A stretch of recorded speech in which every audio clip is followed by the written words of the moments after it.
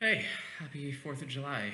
Um, the quality isn't going to be too great because my phone is run out of storage, but I am back at my old apartment complex. Um,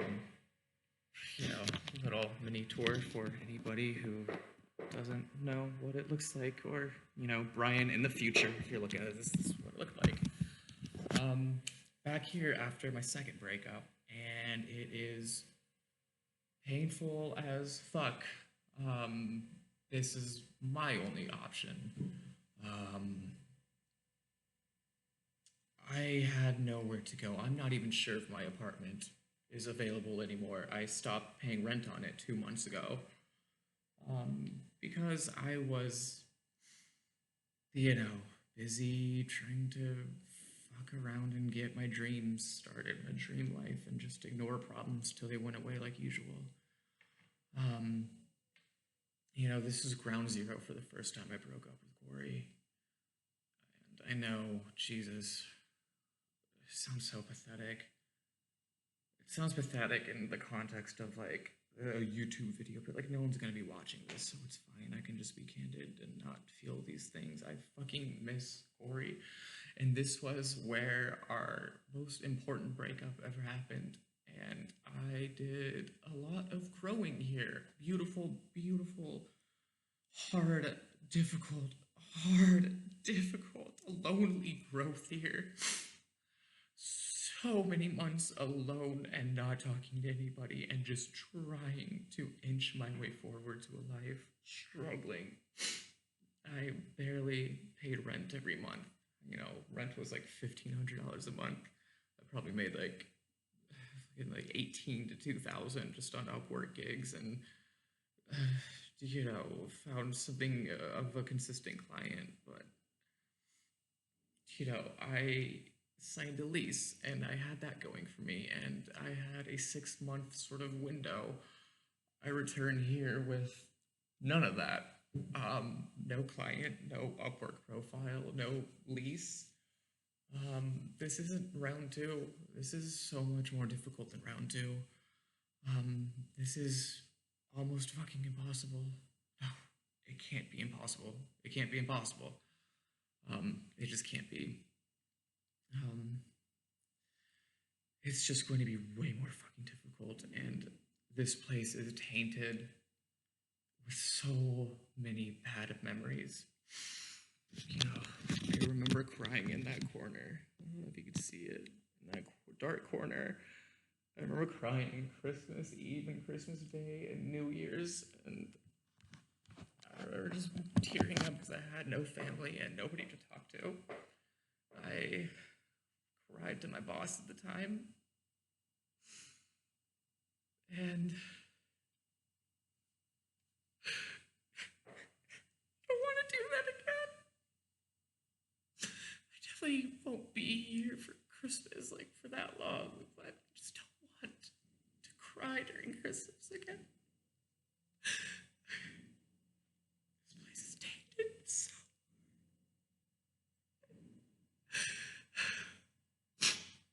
Corey was more than family. She was my other half.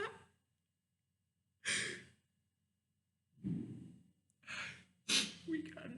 I don't know where this breakup came from, to be honest. I mean, I know where it came from. I'm a selfish prick, but that was never my intentions. It never provided for rent or food or whatever. She got scared that it was just more, the same old bullshit with a different rose. I was trying so hard, but now I have to try alone. And I am not 100% sure I have the strength. And I will. I have to. The alternative is death, so I have to find the strength somehow. I can't even. I can't. I can't even like risk thinking about those things. Now that the anxiety and the fight or flight response is like worn off from the past couple of days, I've been in a fight or flight state for like the past 4 days, and now it's wearing off. I am so feel like I just got hit by a bus. I don't know what happened. I want to not drinking, and we just shared things, but we shared normal things, the normal fucking bullshit that we share. I don't know, it was a drunk, it was chaotic. I got drunk, I don't remember a lot of it. I don't know why we're done over fucking a drunk mess of a night. Why is this narrative happening? I thought we were doing so good. I thought we were doing so good. Just, it was such a blind side because in my head, I was making progress in my little fucking, struggles with making money. I thought Corey was about to go to therapy. I thought we were about to move to San Diego. In my head, the storyline in my head was just fine. I knew we had problems, but I don't know. I loved her, and I thought she loved me, and I was, exploring a little gender fucking identity, and I didn't tell her, but I didn't feel safe enough because I didn't know what was going on. But you just have, you have like fantasies with your partner, like what the future looks like. No, my future with her wasn't like filled with like riches and like fucking yachts and bullshit like that. It was just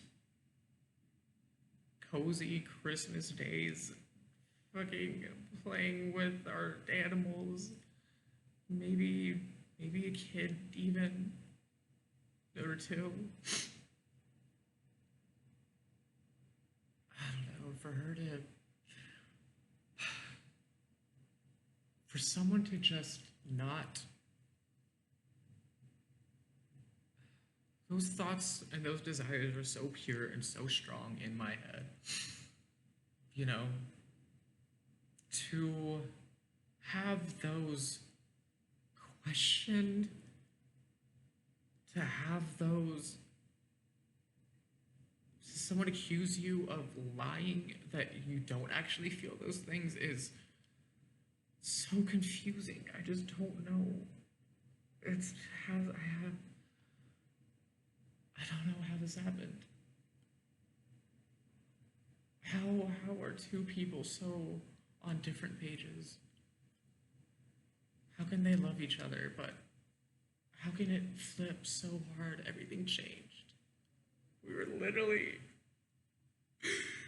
watching a movie in a movie theater.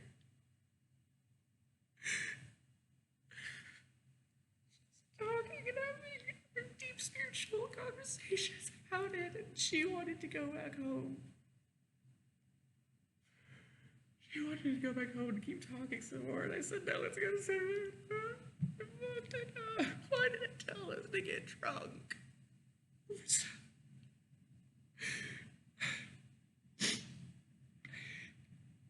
just not the moment that ruined the relationship, but I wish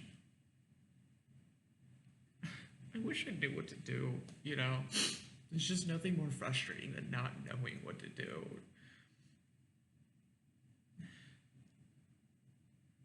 I had no idea this was such a big deal. I had no idea this was going to tear us apart. We had to talk about me not providing to this household. We also had to talk about me, okay, I will drop my goal, I will drop the dream that I've been working on of trying to own my own agency or whatever.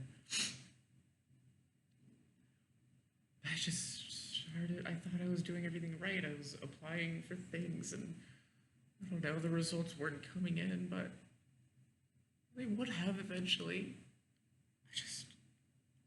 I don't understand how this is a repeat. If this wasn't enough, I got a text from her. It just said, I don't believe you. Like, I don't believe these emails. And it's like, I don't know. I told my psychiatrist, who's like borderline my therapist, that like this is the first relationship that like I ever mimicked all the things that you read about in textbooks of like what makes a perfect relationship, or the fucking movies that like end in the happiest of endings. It's always like communication and like mutual respect for each other, and affirmations and validations and like legitimate admiration of each other's like work. I thought that was the key. I thought you have those things and you add love to it. I thought that was the algorithm for like a perfect relationship, but it wasn't. How did this happen? How did this happen? How did this happen?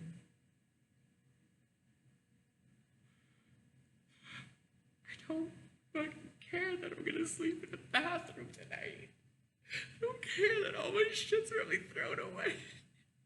All of my memories, all of my photo albums, I don't care that they're thrown away. At least I didn't. Because I was starting a new life. That's why I stopped giving a fuck about that shit. Starting a new life. All those things were just relics of a past life. I need to stop thinking those binary senses. There's no past life. It's all just one continuous line. Just in my head, my entire future was already, every day was spent with Corey. There was no like, there was no end. It was gonna end in death. I didn't know what it was gonna look like, but it would have been death. I hate looking at this goddamn camera.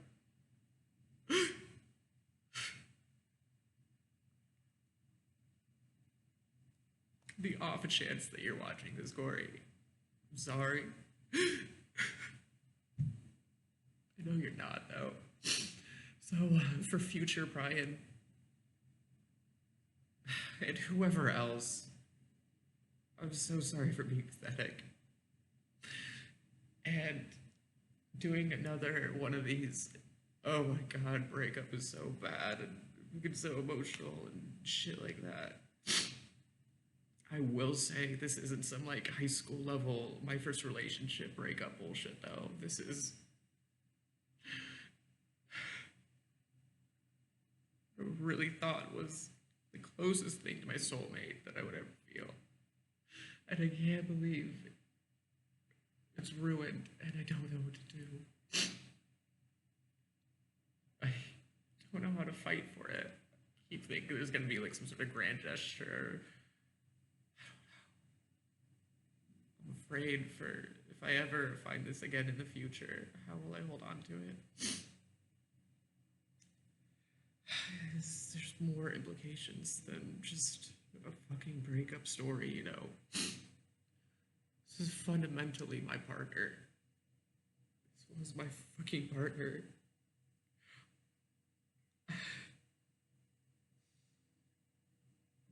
And this is, I know, god damn it, it's so frustrating because it sounds like everybody says this shit. And I know by me saying this shit and me calling out the other people who say it like this, you know, I'm not above these sobby artificial breakup stories, but god damn it.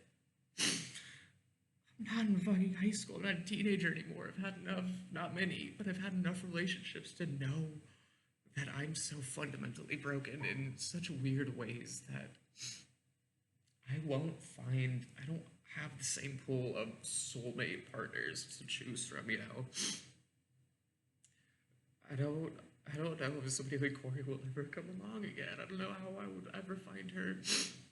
Maybe when I'm 55 or something, it'll take a couple thousand to get through them. It's exhausting. I hope she's okay. I fucking hope she's okay. I don't know what's going through her head. The last emotion that she felt was anger. Just sheer anger. Just sheer. Oh, such anger. I couldn't imagine. I just can't imagine. an angry person. So I just don't know what that kind of fire feels like. I think it's painful. I can't believe this relationship got broken up over some goddamn fucking money. Some fucking $400 rent. Some fucking groceries.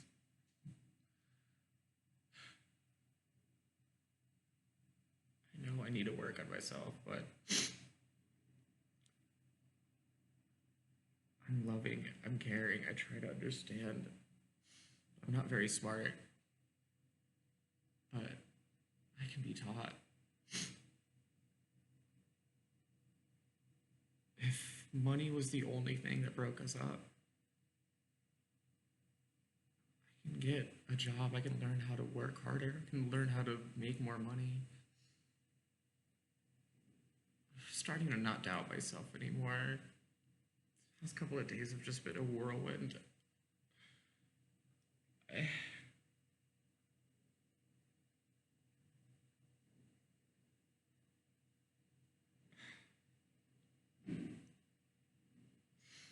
I still love myself. I still do. I think I'm worth it and I'm capable. And I'm beautiful. I work hard for my partners and I care about them. Maybe not work hard in the best sense of the word, especially considering what's going on. But I'm teachable. I think I love myself. I still do. I put in that work and I figured it out. Being alone and not killing myself after the first time. I had to learn to love myself. And I'm thankful that that doesn't go away, even in the most painful of times. I'm not 100% sure Corey loves herself. In fact, I know she doesn't. I know she doesn't love herself. And I don't think she can believe that anybody would love her unconditionally. She must. It feels like somebody must be manipulating her, or is a narcissist, or is trying to get one over on her, because how could they love her? She doesn't see how beautiful and how creative she is. She doesn't see how beautiful her body is.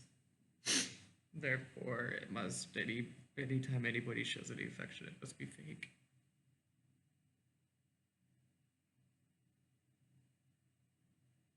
It's not a theory, it's a fact. Now, could I have done things to, like, convince her more? Sure. But I asked so many times. I don't think she knew what. I don't think she knew how to be convinced. I don't think she knew. Every time we get drunk, she keeps asking me for, like, a secret. Like some sort of secret that I haven't told her. Like I'm lying or manipulating her. Even before I left, she said something along the lines that it would mean so much if you just told me, like, one secret that you just refused to tell.